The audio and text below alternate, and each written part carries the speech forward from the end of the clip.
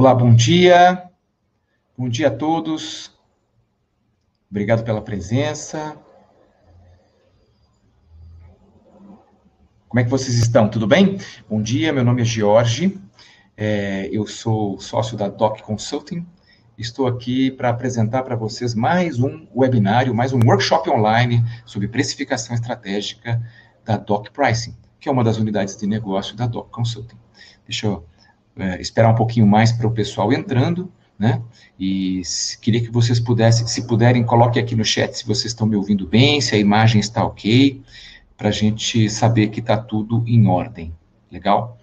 Hoje, o Henrilei não vai poder estar presente conosco, ele teve uma situação que o impediu de estar aqui com a gente, então vou tocar com vocês esse material. Preparei um material bem legal para vocês, com alguns conceitos sobre otimização de preços e pricing analytics, e também alguns cases para dividir com vocês, legal? Como eu vou estar sozinho, eu vou pedir a ajuda de vocês, ou a compreensão, né? Porque no momento que eu começar a apresentar, eu não vou conseguir enxergar o chat, então de vez em quando eu vou ter que dar uma pausa para dar uma olhada no chat, ver e poder interagir com vocês, legal? Vou dar mais um instantinho aí para mais algumas pessoas entrarem. Se vocês puderem, coloquem aí para a gente no chat de onde vocês são, o nome, estado de onde estão falando, a empresa que trabalham. Legal, Roberta, Pauliane, vocês estão sempre com a gente, obrigado por estar com a gente aí mais uma vez, legal? Vou dar mais um minutinho para a gente começar. Outra coisa que vocês poderiam até fazer nesse momento em que a gente está esperando, coloquem aí para a gente no chat se vocês têm alguma pergunta, algum tema que vocês gostariam de saber, gostariam de ouvir hoje no nosso workshop. Dependendo do tema, eu vou poder incorporar aí e trazer para vocês. Legal? Bom dia, Cauê. Bom dia, Guilherme. Muito legal. Vou esperar dar 3 minutos de transmissão e aí eu começo a compartilhar minha tela com vocês. Legal? Deixa eu ver quem mais que está com a gente. Muito bom. Opa, já entrou bastante gente aí, legal. Então, como eu falei para vocês que estavam aqui no início, eu vou estar sozinho com vocês hoje, o Henrilei não vai poder participar, então, como eu estou sozinho, eu vou ter que ficar sem olhar o chat enquanto eu estou apresentando, eu vou ficar fazendo uma jogada aqui para ir e vir, né? Legal. Já deu 3 minutos de transmissão, então eu vou começar a nossa apresentação para vocês, legal? Prontinho. Ok? Todo mundo enxergando aí? Deixa eu fazer o seguinte.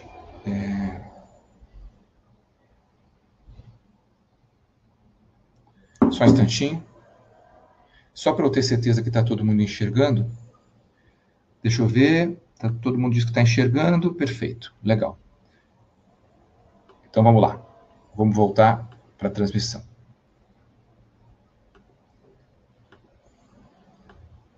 Muito bem, pessoal. Então, esse aqui é o segundo webinário que a gente faz sobre price positioning, né? No primeiro, que foi transmitido no dia 9, a gente falou um pouquinho sobre o posicionamento de preços, sobre a ótica da matriz estratégica de preços, da matriz de qualidade de preço, e falamos um pouquinho sobre como preencher essa matriz, como tem que ser o processo para chegar às conclusões da matriz e como que a gente faz isso para fazer com que a gente chegue próximo do preço ideal, do posicionamento de preço ideal dos nossos clientes. E hoje, a gente vai, né, mais um webinário para dar sequência nesse trabalho que a gente começou a fazer no dia 30 de julho, né? Na verdade, a gente começou isso bem antes, começamos lá em abril com a jornada da precificação estratégica.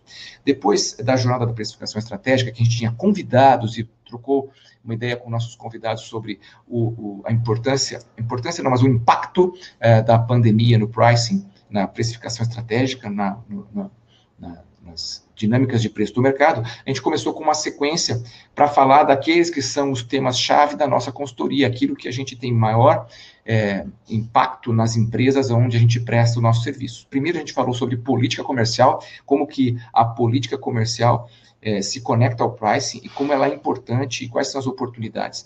Depois a gente falou sobre gestão de verbas, que também é um elemento da política comercial e que tem impacto no pricing também, mas mais do que impacto no pricing, tem um impacto enorme na rentabilidade das empresas. E a gente falou um pouquinho sobre on-invoice e off-invoice. E vocês pediram para a gente falar sobre ROI, que é o retorno sobre o investimento dessas verbas promocionais. Então, nós fizemos no dia 15 de outubro o webinário ROI Revolution, o ROI Evolution e ROI Revolution, onde a gente trouxe um pouco sobre o nosso ponto de vista sobre como deveria ser conduzido o processo de avaliação de retorno sobre atividades promocionais nas empresas. Na sequência, no dia 9, a gente falou sobre price positioning, que é o posicionamento de preço com base na relação entre qualidade e preço do segmento, do mercado, dos concorrentes, e depois a gente convidou vocês para virem hoje aqui falar um pouquinho sobre Data Analytics, sobre um pouquinho sobre como é que a gente pode usar um pouquinho de informação analítica para tomar decisões de preço. Legal? Essa é a agenda que eu preparei para hoje, para vocês. Eu preparei uma agenda que começa com conceitos de precificação estratégica, né? Na sequência, a gente vai revisar um pouquinho o que é essa matriz estratégica de posicionamento de preços que a gente viu no último webinário. Depois eu vou introduzir o conceito de Pricing Analytics. Depois de introduzir alguns conceitos de Pricing Analytics, eu vou falar sobre otimização de preço e vou apresentar alguns cases que a gente teve no nossa consultoria, ok? Deixa eu fazer uma pausa aqui só para ver se vocês estão me enxergando bem. Bom, não tem nenhum comentário aqui, então acredito que esteja tudo ok. Vamos voltar aqui. Legal, gente. Muito bem. Aqui, pronto. Vamos lá, gente. Então, alguns conceitos de precificação estratégica para a gente começar e revisitar, né? Esse é uma referência, um livro que a gente gosta muito e que é uma referência, né, na bibliografia de pricing e que ele traz um conceito de que a precificação estratégica ela tem 3 pilares. Primeiro, ela tem que ser baseada em valor. E eu já vou falar um pouquinho o que significa isso. Segundo, ela tem que ser proativa. A terceira, tem que ser direcionada ao lucro, né? Então, é isso que a gente acredita. A gente acredita que a precificação estratégica, ela tem que ser baseada em valor, ela tem que estar sempre avaliando qual é o valor percebido pelos seus consumidores ou shoppers com relação ao produto ou serviço que você está oferecendo, em contraponto a ser apenas baseada no custo ou apenas baseada na concorrência. Ela tem que ser direcionada ao lucro, ela tem que ser uma precificação que visa maximizar sua rentabilidade como empresa, para que você possa reinvestir essa lucratividade em inovação, em novos produtos, em comunicação, e fazer com que esse modelo seja um círculo virtuoso, e ela tem que ser proativa, ou seja, você tem que estar sempre se antecipando aos movimentos e não reativa, onde você está, né, indo atrás de corrigir alguma coisa que aconteceu que você não percebeu, né? E dentro dos caminhos da precificação estratégica, como eu comentei no slide anterior, a gente tem aí 3 grandes modelos de precificação. O primeiro modelo, que é o modelo Cost Plus, onde as empresas definem preço a partir do custo, elas pegam o seu custo e colocam uma margem em cima, é um modelo que a gente não recomenda. Depois tem o modelo Competition Based, onde a determinação do seu preço é um index versus algum concorrente, seja você o líder e você faz um index contra o segundo, seja você o segundo e faz o index contra o primeiro, mas ela é um index contra a concorrência. E a gente também não acredita nesse modelo único. Por quê? Porque ao fazer isso você não consegue... Em primeiro lugar, se você está seguindo o seu concorrente, né, como é que você vai saber que ele está tomando a decisão certa de preço para você segui-lo, né? Então, não pode se olhar só a concorrência, tem que se olhar um composto. E o que a gente acredita mais é na precificação value-based, onde na semana passada a gente apresentou uma das ferramentas, que é a ferramenta de entender o posicionamento estratégico dos seus produtos na matriz qualidade e preço, e hoje a gente vai falar um pouquinho sobre a questão analítica, né, de entender elasticidade, de entender curva de demanda, de entender sensibilidade de preço. E como é que a gente pode usar dados históricos para fazer essa análise, né? Então, aqui o desafio da precificação de valor é entender a disposição a pagar dos consumidores através de pesquisa ou através de avaliações analíticas. Na verdade, o que tem de mais moderno hoje no mundo do pricing é pensar como sendo um cubo isso, né? Como sendo a decisão de preço, ela passa por entender o valor percebido dos seus consumidores com relação aos seus produtos e serviços, ela também passa por entender o mercado e entender o que a concorrência está fazendo e como ela está fazendo, e também tem que entender muito bem quais são os seus custos, porque se ela tem como objetivo maximizar o seu lucro, para maximizar o seu lucro, você precisa entender qual é o seu custo, entender como que o seu custo é definido. Entender o custo não quer dizer que você vai definir o preço a partir dele, mas quer dizer que você vai entender como maximizar a tua lucratividade de uma maneira mais precisa, ok? E a matriz de posicionamento de preços que a gente apresentou no último webinário é basicamente essa, deixa eu até pegar aqui. E a gente comentou com vocês que, dependendo da posição que o seu produto se encontra aqui versus a concorrência, você encontra oportunidades de se reposicionar. De uma maneira geral, quando a gente fala em qualidade e preço, de uma maneira geral, o caminho geral dos produtos e das categorias é percorrer esse eixo central, né? Esse eixo central, um eixo central que tem, um eixo central que tem produtos de um segmento mais low price, mas que a sua qualidade é correspondentemente baixa, né?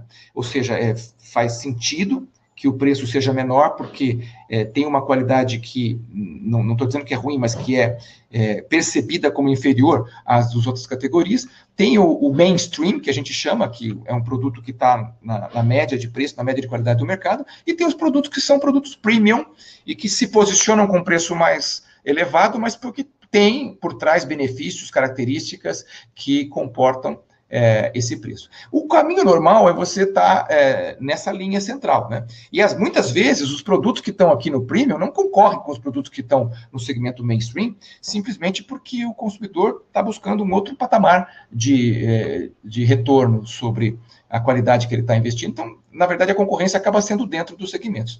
Mas, muitas vezes, o que acontece é que, por decisão estratégica, você pode ter interesse em estar nesse campo aqui da matriz, que é o campo onde você está ligeiramente mais barato do que a qualidade percebida pelo seu produto. Isso, por estratégia de penetração, de crescimento de mercado, de introdução de produtos, pode fazer sentido.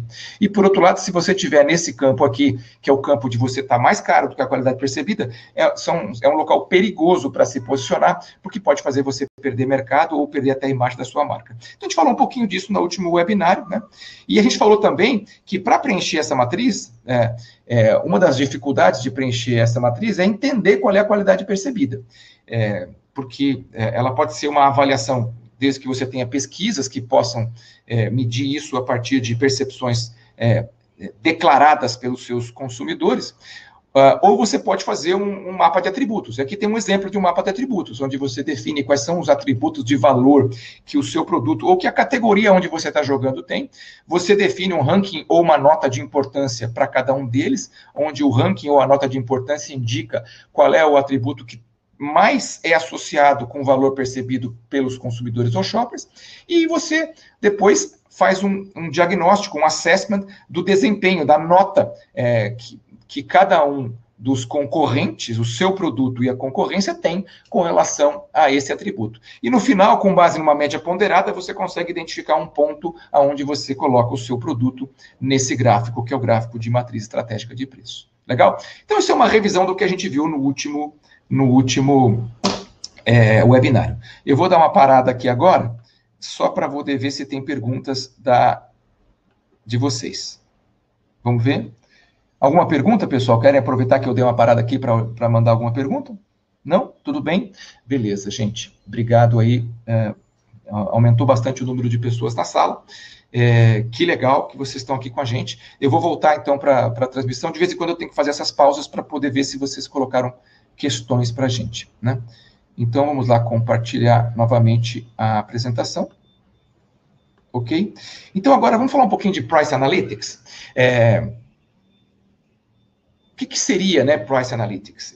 Esse é um gráfico interessante que eu coloquei, inclusive, num artigo essa semana, na semana passada, eu coloquei num artigo dentro do LinkedIn, alguns de vocês devem ter visto, né?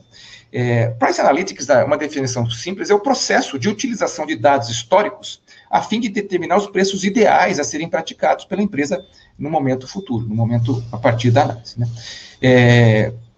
Por que dados históricos, né? Dados históricos de quê? De preço e de demanda, né? De preço e de sellout, de preço e de volume. De preço praticado e de volume, que foi a resposta do consumidor. Como eu comentei com vocês no material da matriz, existe a possibilidade de você perguntar para os seus consumidores que preços que eles desejam pagar, ou o preço máximo que eles pagariam. A gente vai falar um pouco sobre isso, né? Esse tipo de pesquisa, que é a pesquisa revelada, você tem que perguntar para os shoppers, para os consumidores, e dependendo da resposta que você obtém, você consegue também entender e fazer um pouco de analytics em cima dos resultados da pesquisa, né? E entender pontos ideais de precificação. Aqui nós estamos falando quando você não tem acesso a essas pesquisas, mas você tem acesso a históricos, dados históricos de preço e de volume, né? E aí você consegue partir para determinação de preços ideais. E que preço ideal você quer? Depende do seu objetivo, né? Esse aqui é um gráfico bastante simbólico, que mostra que se o seu objetivo for maximizar o volume, talvez você tenha que atuar próximo desse ponto de preço aqui, né? Próximo desse ponto de preço aqui. Com muito cuidado, porque a sua lucratividade aqui vai ser negativa, né? E se a sua lucratividade é negativa, então isso não é interessante, né? Então, se o seu objetivo é maximizar market share, você deveria olhar para essa curva tomando cuidado com o lucro, né? Se o seu objetivo é maximizar o faturamento, a curva deve ser parecida com essa. E então, esse é o ponto de preço que maximiza o seu faturamento.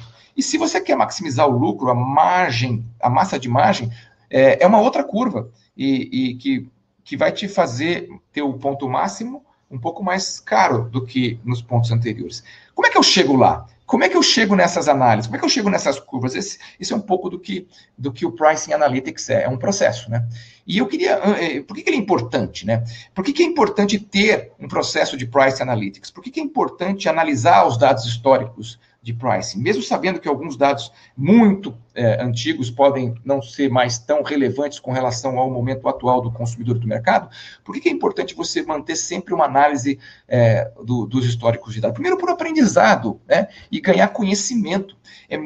Muitas vezes, através da análise dessas curvas, e a gente vai falar um pouco mais sobre elas, você consegue ter um aprendizado que não teria com outros mecanismos, com relação ao comportamento do seu consumidor, ao comportamento de alguns canais, ao comportamento de regiões, ao comportamento de ocasiões de consumo. Então, é importante porque você aprende sobre a sua categoria, sobre o seu cliente, fazendo esse tipo de análise. Você também consegue identificar oportunidades de precificação que não são visíveis com outros tipos de análise, porque você chega no ponto de ter ferramentas estatísticas que te mostrem pontos ideais de preço que você não enxergaria se não utilizasse essas ferramentas estatísticas. Também é uma ferramenta ótima para você planejar alterações de preços e promoções, porque fazer esse planejamento com base em feeling, com base em sentimento, pode te levar a erros que vão deixar longe do preço máximo, do preço ideal, né?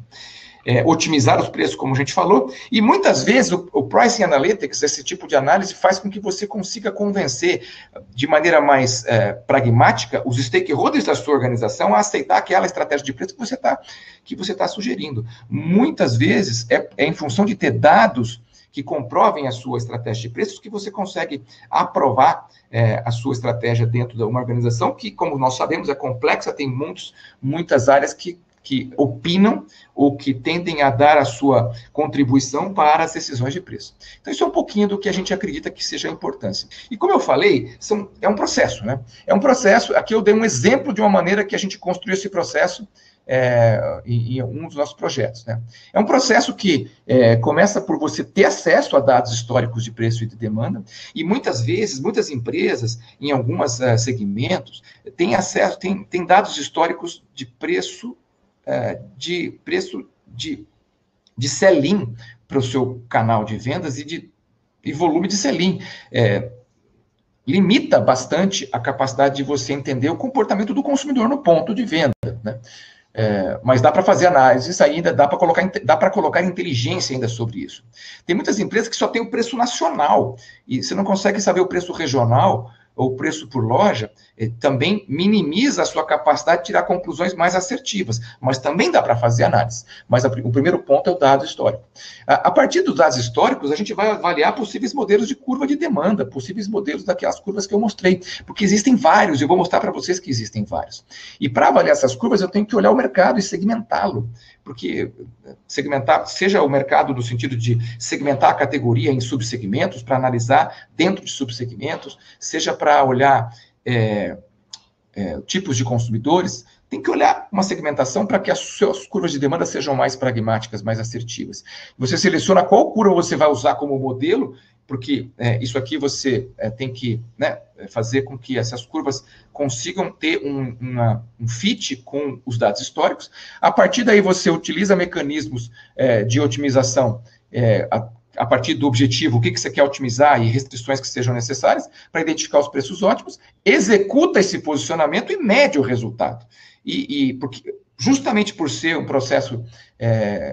tem um loop, né? Porque ao você executar, você vai verificar se aquela sua premissa valeu, funcionou, e se não funcionou, esses novos dados vão retroalimentar o processo para que você pense em novos modelos de curva, em novas curvas de demanda, para sempre buscar o ideal. Então, esse é um processo que dá muito trabalho fazer, mas uma vez que você começa a fazer, começa a perceber os benefícios disso, né?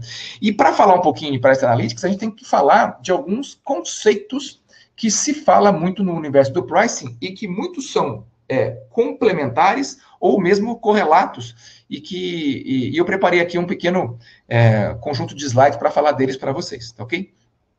Primeiro eu vou falar de disposição a pagar, a famosa willingness to pay, depois de curvas de demandas, que na literatura em inglês é denominada de Price Response Function, depois da sensibilidade ao preço, que vocês vão ver que está totalmente correlacionado com os outros dois, e a famosa elasticidade de preços, que a gente vai falar dela, apesar de que eu vou mostrar que não necessariamente preciso bater o martelo na elasticidade o tempo inteiro para tomar as decisões que a gente toma, né? Disposição a pagar, o que é? O willingness to pay, ou disposição a pagar, é o preço máximo, de uma maneira bem simples, é o preço máximo que um cliente, ou shopper, ou consumidor está disposto a pagar por um produto ou serviço, né? Ela pode ser diferente, né, por segmentos de clientes, né, por canal ou por ocasião de consumo. O exemplo clássico disso é o refrigerante, né, que você está disposto a pagar um preço se tiver um dia quente e você está num bar, que é diferente do preço que você está disposto a pagar se você está comprando num supermercado para abastecer sua casa. E também é diferente se você está num atacarejo ou se você está numa loja de conveniência. Então, a disposição a pagar, ela pode e ela é diferente por segmentos de clientes, por canal e por ocasião, e normalmente ela é representada pelo valor absoluto, ou, em alguns casos, por uma faixa de preço, né? Eu trouxe até um exemplo aqui. Imagina que você quer comprar um celular, né? Um smartphone. Qual é o preço máximo que você está disposto a pagar por esse celular? Se você quer comprar um celular específico, e esse preço máximo que você está disposto a pagar, você vai pesquisar no mercado e você vai comprar só se o valor oferecido for aquele, né? Ou inferior. Só que você é uma pessoa. Imagina que você consegue fazer a mesma pergunta para milhares de pessoas e cada uma vai ter uma resposta diferente. Essas respostas consolidadas vão dar uma curva de willingness to pay, e eu trouxe aqui um exemplo para vocês que eu capturei de uma pesquisa que foi feita nos Estados Unidos justamente sobre smartphones, né? Então fizeram a pergunta para consumidores que já tinham smartphones, quanto que eles estariam dispostos a pagar para trocar de modelo, né? E é bem interessante que essa pesquisa estava confrontando os preços dos smartphones mais conhecidos do mercado, que estavam bem superiores, né, ao resultado. Então, naquela pesquisa que foi feita, e aqui eu não estou dizendo que essa pesquisa é boa, válida ou não, estou dizendo que é um exemplo, né, se descobriu que apenas 3% dos consumidores tinha o willingness to pay, ou disposição a pagar, de mais de $1.000 por um smartphone. E cerca de 56% dos pesquisados estariam dispostos a pagar menos do que $500 por um smartphone. Então, essa disposição a pagar, ela pode ser obtida através de pesquisa, né? E uma das pesquisas mais conhecidas que aborda esse tema é a pesquisa, ou o modelo chamado Price Sensitivity Meter,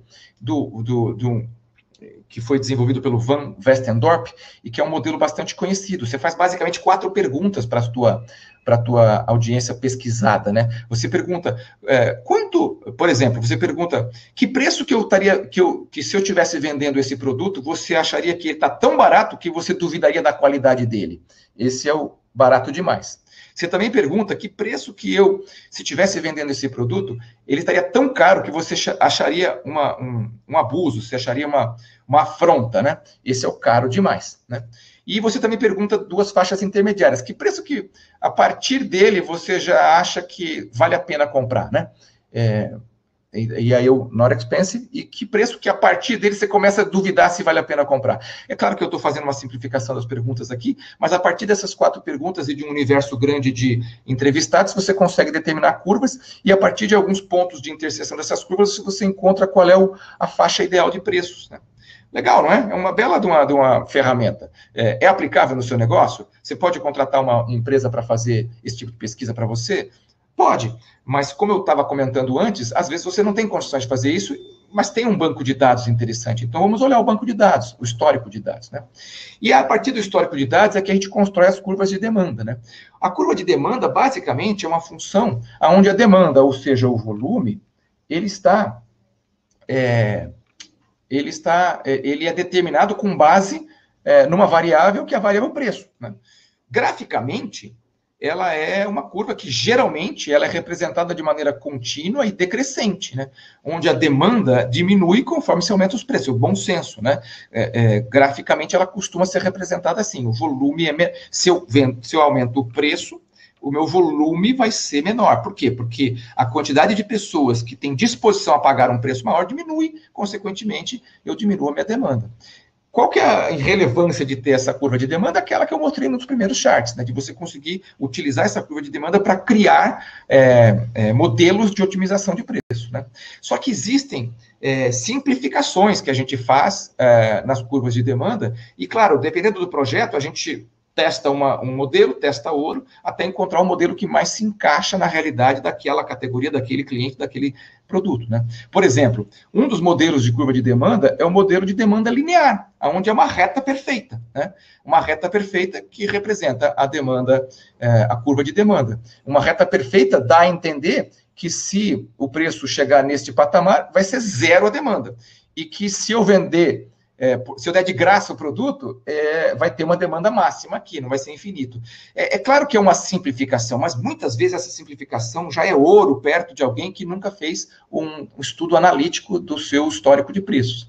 E muitas vezes, para o espectro que a gente está avaliando, que é os preços praticados no histórico de tempo, mais do que representa. Então, a gente usa bastante o modelo linear. Tem um outro modelo que chama curva de demanda com elasticidade constante.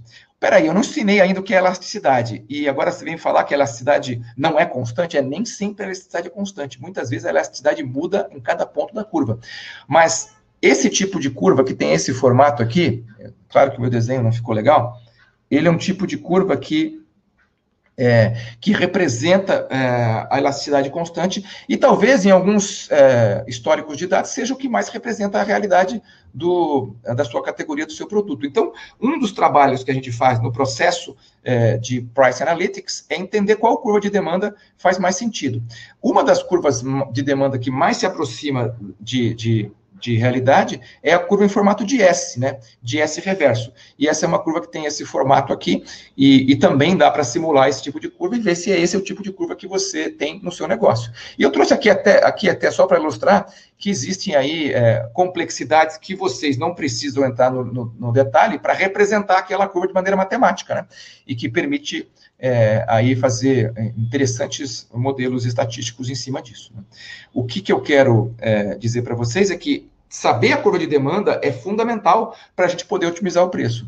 E a sensibilidade ao preço, o que é? Nada mais é do que a medida de quanto que os seus a mudança no seu preço afeta a disposição dos clientes a pagar. Quando você fala em sensibilidade de preço, é quase que um sinônimo de disposição a pagar e da curva de demanda. Na verdade, tem autores que usam sensibilidade de preço para falar do willingness to pay, tem autores que usam a sensibilidade de preço para falar da curva e falam que a curva é uma curva de sensibilidade de preço. Então, eu trouxe só para mostrar para vocês que não se confundirem e nós estamos falando basicamente dos mesmos conceitos, né? A sensibilidade de preço, ela é influenciada, né, pelo tipo de produto, se é um produto mais comoditizado ou se é um produto mais nichado. Ela também é influenciada pelo tipo de cliente, né? Alguns clientes são mais sensíveis a preço e outros menos daquele produto, daquela categoria. Fatores de mercado mesmo, por exemplo, crise ou própria situação que a gente está vivendo há alguns meses de crise de saúde, movimentos da concorrência, tendência, como tudo que a gente está falando aqui, é sempre importante olhar de uma maneira holística o que está acontecendo. Então, a sensibilidade de preço eu trouxe aqui para configurar para vocês que ela é um elemento que está totalmente correlacionado com os outros. Então, a partir de agora, eu vou citar os outros e não vou citar a sensibilidade. E a elasticidade de preços, ela é um conceito que a maioria de vocês conhece, é um indicador para medir a sensibilidade de preço, né? E ela basicamente é a variação percentual da demanda pela variação percentual do preço.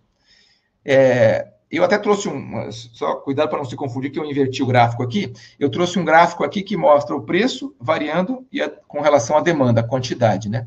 E nesse gráfico aqui, essa curva, que supostamente é a curva desse produto, ela tem o quê? Ela tem, quando se fez um aumento de preço de 22%, levando esse produto de R$ para R$ 5, a demanda caiu de 100 para 90, caiu 11. Então, a elasticidade de preço é o quê? Ela caiu 11, menos 11, dividido pelo que ela aumentou 22, dá 0,5. Geralmente, a gente faz em módulo, tá? A gente, apesar de saber que é menos 11, a gente olha em módulo o número. Então, essa é a elasticidade. Nesse movimento daqui para cá, essa foi a elasticidade, né? E, como vocês já devem ter ouvido falar, quando a elasticidade é menor do que 1, se diz que o produto é inelástico, ou que tem uma demanda inelástica. Se diz que é inelástico por convenção, mas tem a variação, só que ela é baixa com relação a produtos que são mais elásticos, que têm o índice de elasticidade maior do que 1. Então, quando a elasticidade é maior do que 1, disse que o produto é elástico, a demanda é elástica, e que poucas mudanças de preço têm um impacto maior na demanda, né? E o que isso significa? Bom, deixa eu mostrar para vocês uma coisa interessante. Lembra que eu falei da reta que representa a curva de demanda? Numa curva de demanda como essa, uma linha reta, olha que interessante. Se eu calcular a elasticidade nesse ponto aqui, ela vai dar menor do que 1. Se eu calcular a elasticidade nesse ponto aqui, ela vai dar maior do que 1. Então, a elasticidade muda ao longo da curva, porque depende do ponto de preço onde está posicionado o seu mercado. Então, por isso que a gente, nesse estudo a partir de agora, não vai falar de elasticidade. A elasticidade lembra que eu desenhei lá? A elasticidade, se ela fosse assim, a curva, ela seria igual em todos os pontos. Como a gente vai usar aqui um exemplo de curva linear, de demanda, então por isso que eu não vou falar muito de elasticidade para vocês. Legal? Deixa eu dar uma parada aqui agora para ver as perguntas de vocês. Vamos lá, pessoal. Queria saber se vocês têm alguma pergunta. Fiz uma pausa agora, porque eu estou com essa questão técnica de que eu só consigo ver as perguntas de vocês a partir do momento que eu paro de compartilhar. Por isso eu vou dar uns minutinhos aí. Então, estamos aí com 33 minutos, está um tempo bom de live. Eu quis trazer esses conceitos para vocês, né? Então, eu trouxe o conceito da willingness to pay, que é importante saber que existem pesquisas para chegar a saber qual é a disposição a pagar dos seus consumidores ou shoppers. Trouxe a curva de demanda, que é o elemento básico que a gente vai propor aqui de se utilizar para otimização de preço. Trouxe o termo sensibilidade, que é meio que utilizado muitas vezes como substituto desses outros termos. Tanto que a matriz, o modelo do Van Westendorp se chama Price Sensitivity Model, que é para métrica de sensibilidade de preço, né? E trouxe também elasticidade, porque eu acho que vocês aqui não estão interessados em saber se a elasticidade do sal é baixa, a elasticidade de companhia aérea é alta. Vocês estão interessados em saber como é que eu maximizo a minha lucratividade. É nisso que eu vou entrar agora com vocês. Legal? Como vocês não colocaram perguntas por enquanto, eu vou voltar à apresentação. Só vou ocultar essa barra e voltar aqui. Então, o que é otimização de preços, né? Aí, gente, otimização de preços depende do objetivo estratégico que você deseja otimizar, né? Então, vou trazer um exemplo para vocês aqui. E, de novo, eu estou partindo do pressuposto que a gente está olhando o histórico de dados, que a gente rodou aquele processo e que a gente consegue fazer uma curva de demanda. Vamos supor que a sua curva de demanda seja uma linha reta, né? Que a sua curva de demanda seja uma linha reta. E olha que interessante, a sua curva de demanda sendo, qualquer que seja a sua curva de demanda, a gente pode representá-la com uma equação. Sendo ela uma linha reta, a equação é uma equação linear. Nesse caso aqui, é essa equação dessa curva de demanda, né? Então, vamos supor que você vende um produto que tem essa curva de demanda. Legal. É claro que se o seu objetivo é ganhar market share, essa informação não vai ser suficiente, mas você sabe que tem uma tendência aqui de, se você baixar o preço, vende mais. O que te falta saber? Se você tem lucro com isso, né? Então, se o teu objetivo é maximizar a receita, você tem que desenhar uma curva de receita. Usando, de novo, o conceito mais acadêmico, né? A gente sabe que a receita é o volume multiplicado pelo preço, né? O volume total pelo preço unitário, que justamente é uma das variáveis do gráfico. Então, a curva de faturamento é essa. A demanda pelo preço, que é aquela equação pelo preço. Ela é uma curva de segundo grau. E eu não desenhei ela aqui para mostrar para você que os pontos dela formam uma curva de sino, né? Então, nesse sentido, existe um ponto que maximiza a sua receita, o seu faturamento. E esse ponto, nesse caso específico, são os R$10, né? R$10 que é um preço. Então, já é uma boa informação de Price Analytics, que se você não fizesse uma análise do seu histórico, se você não fizesse uma segmentação, se você não fizesse uma análise mais analítica, estatística e gráfica, talvez você não soubesse, né? Então, já é uma vantagem de você ter uma visão analítica sobre pricing.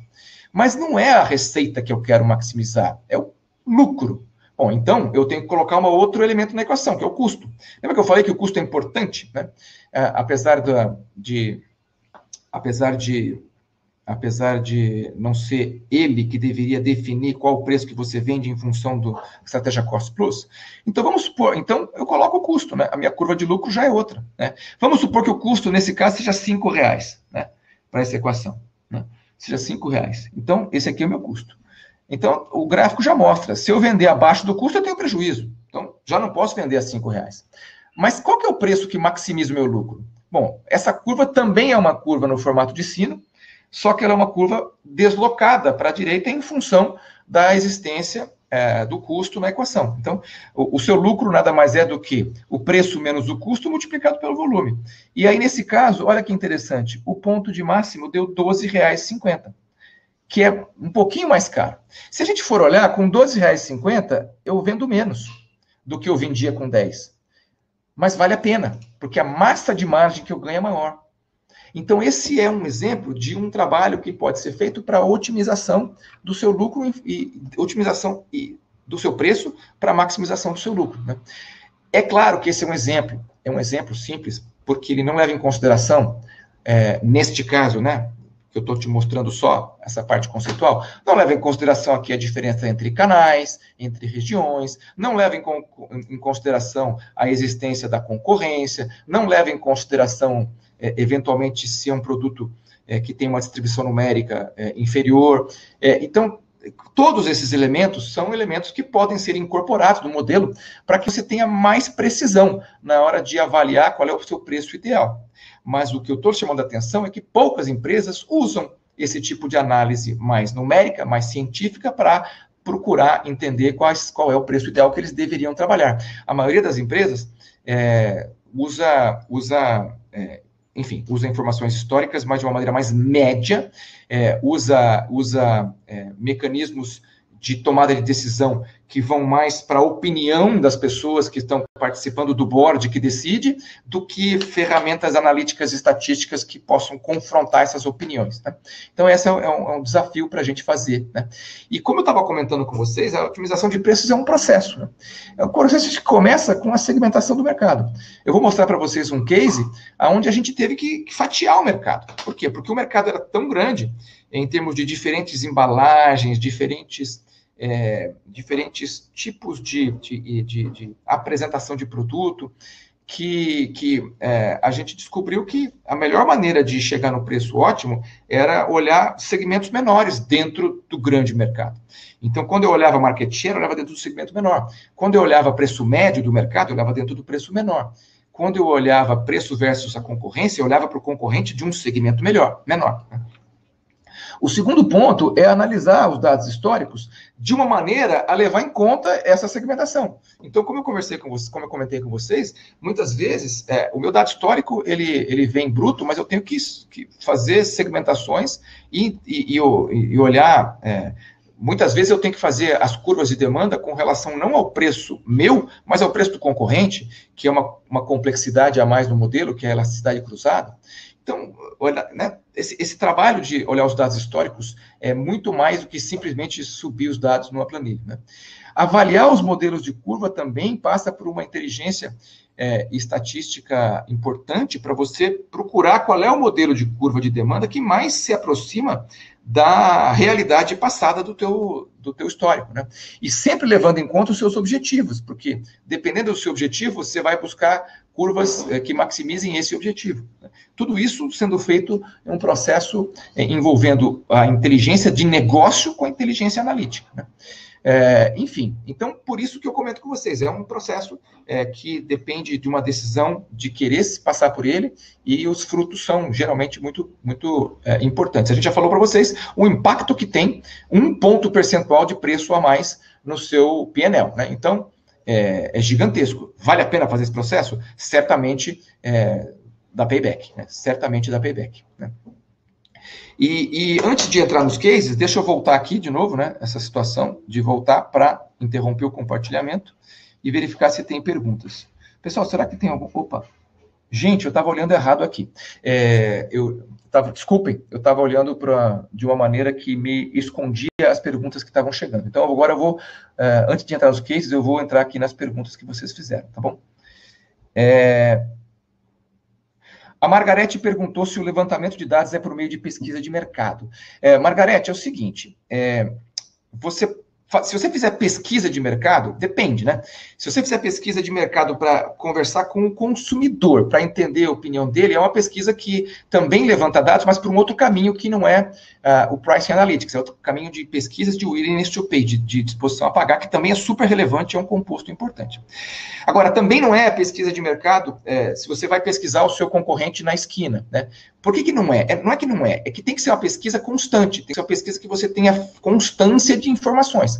Se você faz a mesma pesquisa de mercado durante um ano, durante um tempo interessante, aí você pode usar essa pesquisa de mercado. O levantamento de dados pode ser através de institutos de pesquisa, como, por exemplo, a Nielsen, como, por exemplo, a Neogrid, como, por exemplo, o Close-Up, o IQVIA no mundo farmacêutico, que te tragam a informação de preço, né? Ou o próprio Scandata que você tem com algum cliente, como, por exemplo, um Walmart, um Pão de Açúcar, um Carrefour, que te trocam dados e que você permite ter um histórico de preço praticado e demanda realizada. Então, nesse sentido, sim, é pesquisa de mercado, porque são institutos de pesquisa ou são empresas que são especializadas em compilar essas informações e devolver para vocês, né? O Eliezer está comentando que pricing é ciência pura. Na verdade, Eliezer, a gente comenta que pricing é ciência e arte, né? Então, se você não usa ciência, você faz arte. Brincadeiras à parte, é ciência com arte, porque apesar da ciência ser importante, você tem que conhecer do business, você tem que conhecer do negócio, você tem que colocar o teu tempero de experiência no business para poder não ser uma análise seca, pura e dura, né, dos números, né? Eliezer está perguntando se tem referências. Tem várias, cara, tem várias. Eu vou te falar que eu me comprometo a mandar para vocês por e-mail algumas delas, tá? Eu tenho, por exemplo, tem livros do o Estratégia e Táticas de Preço do Nagel, que eu passei para vocês. Tem livros do Simon, como é que é o primeiro nome dele mesmo? Esqueci agora. Alguém sabe aí? Da grande Simon Kucher. Ele tem livro, tem o Power Pricing dele, que é fantástico, apesar de ser antigo, né? Então tem vários livros interessantes, eu passo para vocês uma lista, tá? Para vocês que se inscreveram no webinar, eu tenho o e-mail de vocês, eu vou mandar para vocês.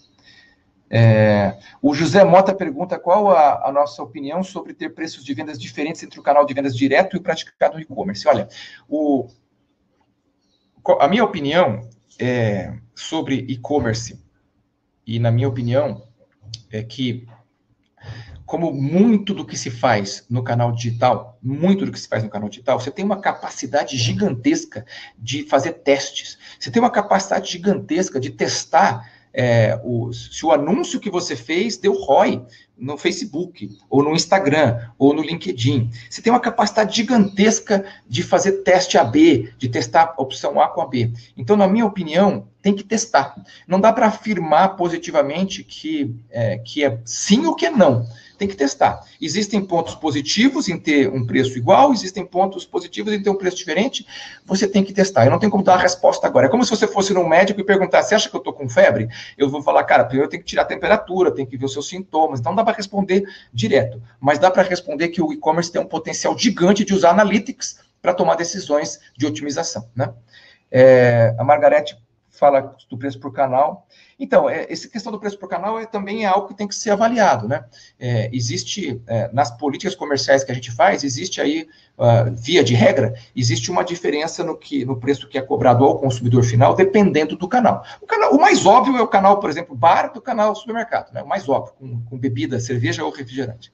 Mas também tem a diferença entre o atacarejo e a loja de conveniência. Também tem a diferença entre o clube de compras e os hipermercados. Essas diferenças têm que ser desenhadas na prancheta, mas se você quiser fazer uma análise como essa da resposta do consumidor, aí tem que ir para o histórico de dados, né? Legal. Acho que eu já cobri todas as perguntas. Obrigado pelo elogio, Margarete. Vamos voltar aqui para mostrar alguns cases que a gente desenvolveu com nossos clientes, né?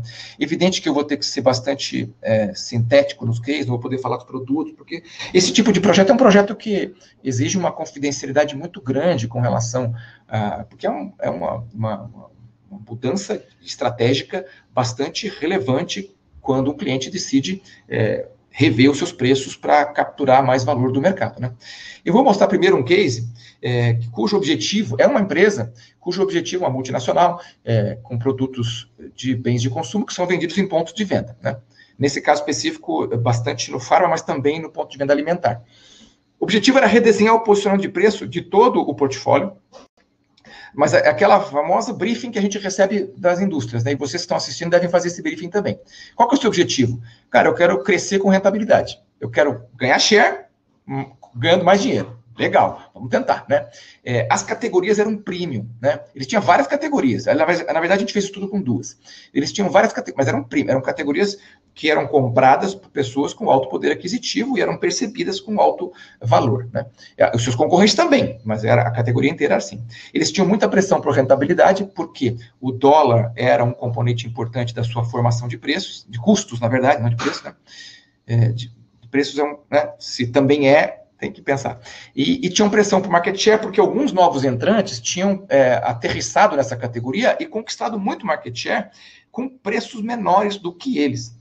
E eles se posicionaram mantiveram o seu posicionamento e perderam market share e estavam se questionando se tinham que manter esse posicionamento ou não.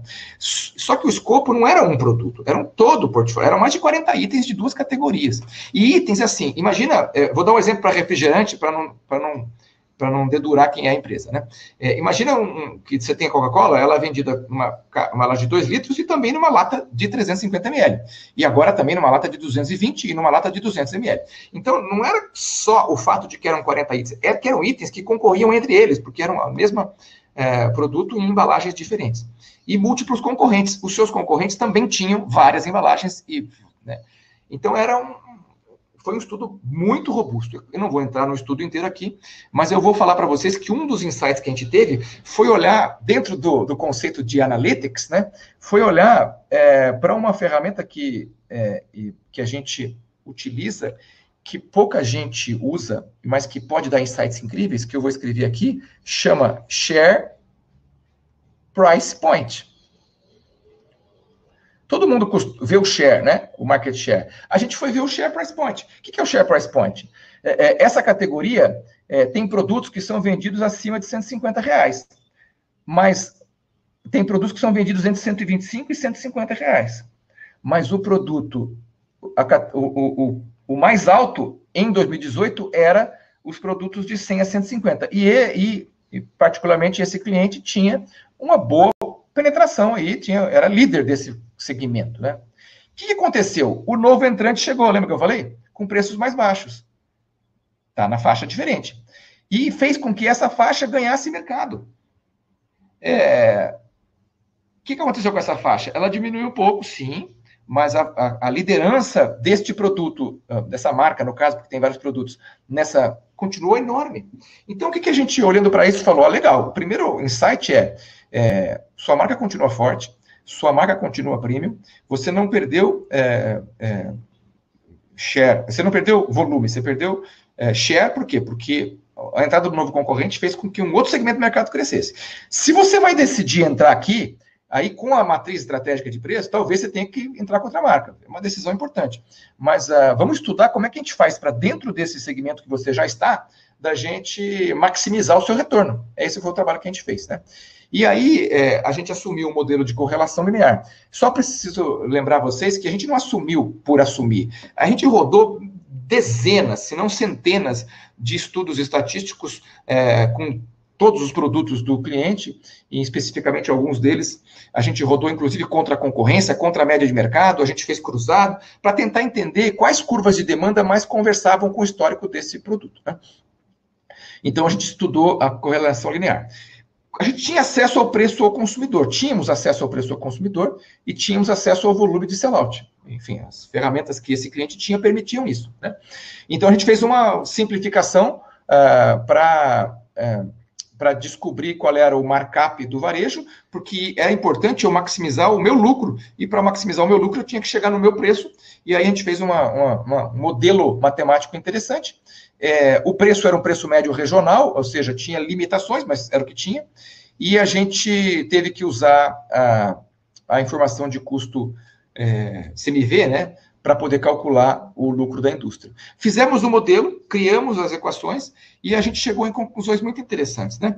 Por exemplo, a gente chegou em alguns casos com mais e outros com menos fit no modelo de curva linear, a gente chegou numa equação interessante de estatística que mostrava uma correlação linear aí entre o histórico de preços e de volume.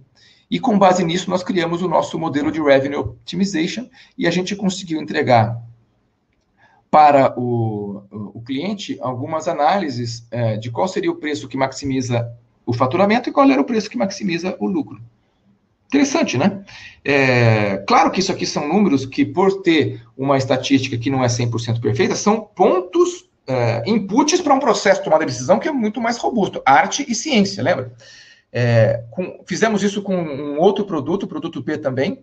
A correlação aqui foi muito maior, o R quadrado foi muito maior, e foi mais, vamos dizer assim, foi mais enfático aqui o tema de certeza com relação a qual o preço que maximiza o lucro. E esses dois produtos, eles eram dois produtos que tinham... Lembra que eu falei da Coca 2 litros com a Coca de 300 ml ou de 250? Eles eram produtos que eram o mesmo produto em embalagens diferentes. Então, a gente acabou fazendo uma estratégia mais global, usando esses parâmetros aqui que a gente encontrou com o modelo estatístico, a gente fez uma estratégia mais global de posicionamento dos dois preços, um com relação ao outro, onde um deles seria a embalagem promocional, aonde eles utilizariam para fazer promoções e poder, durante as promoções, chegar no volume ótimo.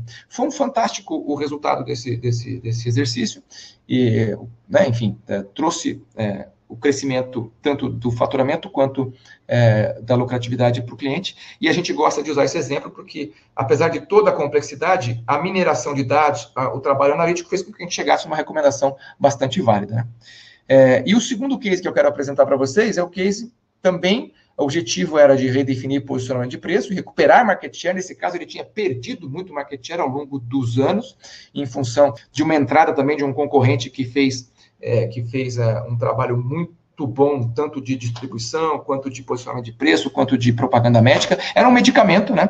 Era o player número 2 do mercado. A demanda médica era importante, mas o produto poderia ser comprado sem receita também. Enfim, a gente sabe como é que funciona no Brasil, né? Muitas vezes, apesar de ser um produto que pede receita, muitas vezes o varejista acaba vendendo sem receita, e ele tinha um PBM, que é um programa que os laboratórios farmacêuticos dão de desconto para quem está cadastrado, né? E esses programas, eles têm uma complexidade. Tipicamente, eles têm, sei lá, se você compra um produto, é um desconto, sei lá, de 10%, se você compra 2 produtos, é um desconto de 15%, se você compra 3, é um desconto de 20%. Muitas vezes ele tem essas complexidades, então ele teve que analisar isso também, né? É bem interessante porque a gente, ao olhar o pacote, né, ao olhar o mapa do mercado, a gente não tinha acesso ao preço. A gente tinha acesso ao preço ao consumidor, né? A gente tinha acesso ao preço vendido através do programa de PBM, porque a plataforma permitia ter essa informação. A gente até tinha o preço vendido ao varejo, porque é uma média que os institutos que auditam o Canal Farma entregam. E a gente teve que fazer umas premissas aí para chegar nas conclusões, né? É interessante olhar esse mapa. Qual o preço que eu quero otimizar, né? No caso, a gente queria otimizar esse preço, que é uma média entre o preço que é vendido através do programa de fidelização e o preço que é vendido a seco, quando a pessoa que vai comprar só ganha o desconto do CPF, o desconto padrão da farmácia. São diferentes.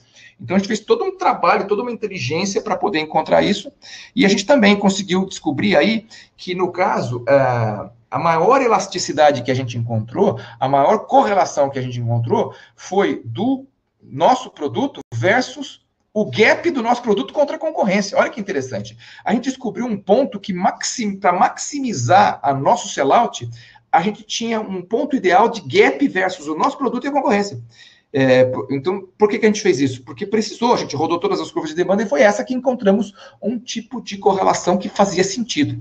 E aí, dentro da matriz estratégica de preços, né, aqui o P, o meu produto e o seu concorrente, a gente tinha vários pontos de preço, porque lembra que eu falei que tem o ponto de preço que a farmácia vende, o ponto de preço que a gente vende através do nosso programa de fidelização. O concorrente também tinha vários pontos de preço, porque também tinha um programa, e o preço médio nosso estava aqui, enquanto que o preço médio do concorrente estava aqui. Nós estávamos com preço médio em premium, e ele estava com preço médio em mainstream. Mas o que a gente sugeriu para o nosso cliente? Trazer o preço médio para um valor que entra na categoria de preços mais próxima, para ficar com um índice que é o índice que maximiza o nosso sellout com base nos estudos que a gente fez, né? Olha que interessante. Então, é diferente a abordagem. Eu fui através, não da elasticidade própria, porque neste caso, o que mais impactava a minha demanda era a distância que eu estava com relação ao meu concorrente. E essa distância ainda era uma combinação de preços diferentes por canais diferentes, que tudo chegava no mesmo consumidor, que era aquele que precisava daquele medicamento em específico. Olha que interessante. E aí, enfim, o cliente implementou isso e está no meio do processo de coletar os resultados. Mas achei muito interessante porque lembra do ciência e arte? Foi uma combinação de ciência, que é a parte analítica, com um pouco de entender o mercado, entender como é que funciona a dinâmica do Canal Farma, entender como é que funcionam os programas de fidelização, e entender os dados. O programa de fidelização em si é uma fonte riquíssima de data analytics, porque lá tem por CPF, conseguindo, então, consequentemente, respeitando as regras de proteção de dados, eu consigo saber o número de pessoas que está comprando uma unidade, 2, 3, ao longo do tempo. Então, é incrível a possibilidade de fazer esse tipo de análise. E é isso, gente. Eu queria, inclusive, fazer um convite para vocês, que se vocês que estão assistindo esse webinário aqui acreditam que existe oportunidade dentro da sua empresa de implementar um processo de Pricing Analytics para ter insights novos, entre em contato com a gente. A gente faz um diagnóstico inicial para vocês, a gente bate um papo e tenta ajudar você a encontrar o caminho, né? Tá aí o meu e-mail. Podem mandar para a gente, vocês têm nossos contatos também através das redes sociais, você tem nossos contatos também através do LinkedIn, e eu convido vocês a entrar em contato com a gente, vamos falar sobre isso na sua empresa. A gente pode fazer tanto o trabalho que a gente fez no último webinário, que é o de matriz estratégica, quanto esse de analytics com vocês. Se o número de informações que vocês tiverem for suficiente, a gente roda a gente mesmo. Temos ferramentas estatísticas disponíveis dentro da nossa empresa para fazer esse tipo de análise. E você vai contar com esses profissionais experientes que conhecem do business, ou seja, que não vai ser uma análise puramente matemática, vai ser uma análise que leva em conta a realidade do seu go-to-market, a realidade dos seus clientes, a realidade das pressões que você recebe no dia a dia do seu negócio, né? Isso dito, deixa eu voltar aqui para o webinário. Legal, pessoal. Deixa eu parar de... Pronto, agora vocês estão me vendo. Que legal, gente. Estamos com 59 minutos. Se eu tivesse cronometrado antes, não ia dar tão certo. Margarete, o meu LinkedIn é o meu nome, né? Então, se você entrar no meu LinkedIn e digitar George Papá Geórgio, provavelmente não vai ter muitos... e você vai me achar fácil lá, né? Mas, de qualquer maneira, eu mando para vocês aí pelo... Você também pode entrar no nosso site, que é o docconsulting.com.br, e dar uma olhada lá, que nós temos também o nosso contato lá, né? Espero que vocês tenham gostado. Eu estou aqui à disposição, vou ficar quanto tempo for necessário para responder suas perguntas. Obrigado, Fábio, por ter elogiado aí o treinamento. É um treinamento, realmente, a gente está, inclusive, criando um curso de qualificação, de certificação em pricing, né? Nós vamos começar com um curso mais simples, né? Ainda não tem o caráter de certificação, mas nós vamos começar com um curso que vai trazer... Esse material é uma das aulas do curso, para vocês terem uma ideia, e lá no curso eu vou aprofundar em elasticidade, eu vou aprofundar em willingness to pay, eu vou aprofundar em curvas de demanda, porque vai ter uma parte do curso que é só de Pricing Analytics, né? E tem outras também que vão ser muito interessantes. Então, esse é uma aula mesmo que eu preparei para vocês. Como eu comentei com vocês, hoje o Henrilei não pôde estar presente comigo, e geralmente a gente faz um bate-bola, né? Um bate-bola mais estratégico, ele fica vendo as perguntas, e nesse momento eu preferi fazer uma aula mesmo, mas eu trouxe cases para mostrar para vocês que isso se transforma em realidade, não é só teoria, não, né? Eliezer, case no setor rodoviário. Olha, depois, manda uma mensagem para mim depois, para a gente falar sobre isso. A gente tem um cliente que é uma transportadora, então talvez tenha algo a ver com o que você precisa, mas tem que entender um pouco melhor, né? E essa transportadora nos procurou para otimizar o seu modelo de precificação, né? Então, a gente tem um case nesse sentido. O Pauliano colocou uma pergunta aqui. Em de pequeno varejo, acredito ser mais complexo para obtenção de dados. Então, depende, né? Se você é o pequeno varejo, você tem todos os dados, né? E aí é uma outra visão. Eu coloquei aqui a visão da indústria, né? Se você é o pequeno varejo, você tem todos os dados, basta você ter uma maneira de pegar essas informações que você passa no seu caixa e transformar em informação, né? Agora, se você atende o pequeno varejo, existem ferramentas, gente, existem ferramentas sim. Hoje, o mundo está cheio de ferramentas e, recentemente, a gente participou de uma Startup Week de Trade Marketing, uma semana só com startups de Trade Marketing, e tinham startups sensacionais que ajudavam a indústria a obter informações do pequeno varejo. Como? O varejo mandava uma foto da gôndola ou do ponto extra, e essa foto do pequeno varejo tinha inteligência artificial para olhar o preço, para olhar planograma, e o varejista recebia um incentivo para isso, financeiramente mesmo, um incentivo. Então, tem muita coisa legal. Tem grandes empresas de software que podem conectar com distribuidores que atendem o pequeno varejo. Então, tem muito que dá para fazer, sim, tá?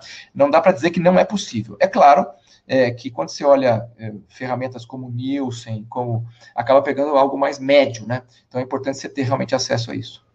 Obrigado, Yara, por ter elogiado. Mug, ô Mug, tudo bom? Nós temos que falar, hein? Obrigado por ter curtido a apresentação.